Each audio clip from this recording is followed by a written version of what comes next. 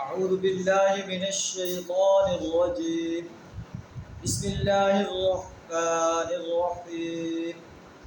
ومن دونهما جنتان فبأي آلاء ربكما تكذبان مدهامتان فبأي آلاء ربكما تكذبان فيهما عينان نضاختان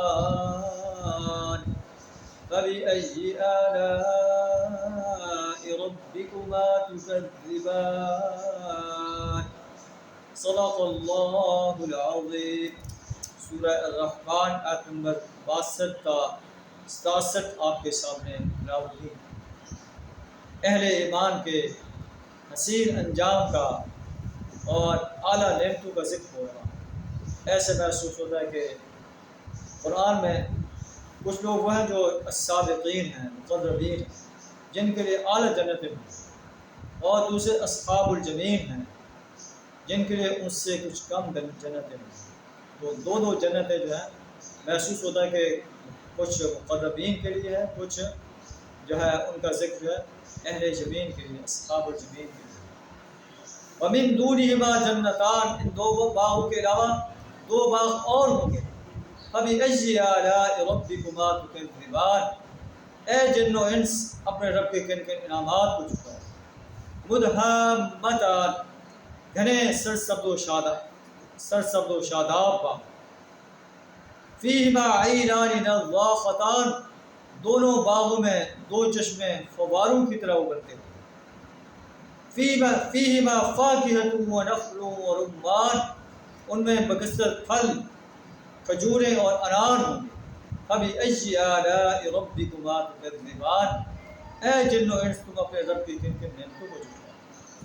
فیہن خیرات حسان، ان نعمتوں کے علاوہ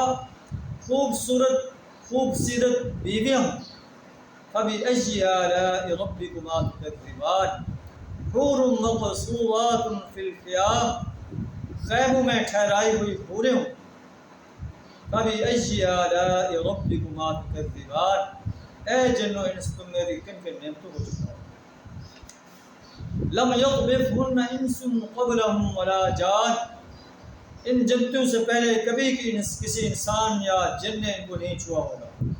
فبأي آلاء ربكما تكذبان، اے جن و انس تم اپنے رب کی کن کن نعمتوں کو جھٹلاؤ.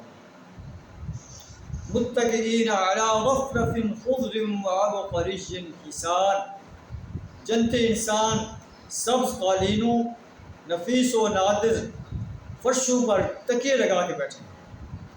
فبأي آلاء ربكما تكذبان، اے جن و انس تم اپنے رب کی کن کن نعمتوں کو جھٹلاؤ. اس کا مطلب ہے متقی انسان جو ہے، جنتی انسان جو ہے بادشاہوں کی طرح ٹھاٹ باٹ سے جنت میں عیش کرتے ہیں.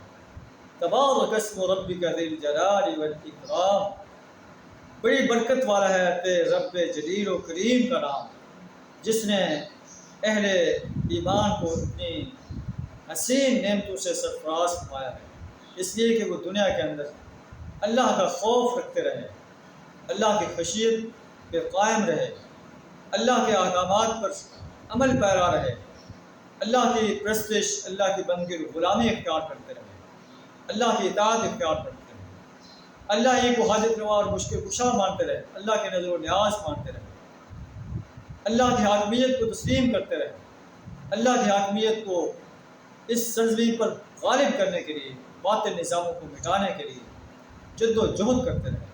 اللہ سے دعا ہمیں بھی ایسے عظیم انسانوں میں شامل فرمایا. وآخر دعوانا الحمد للہ.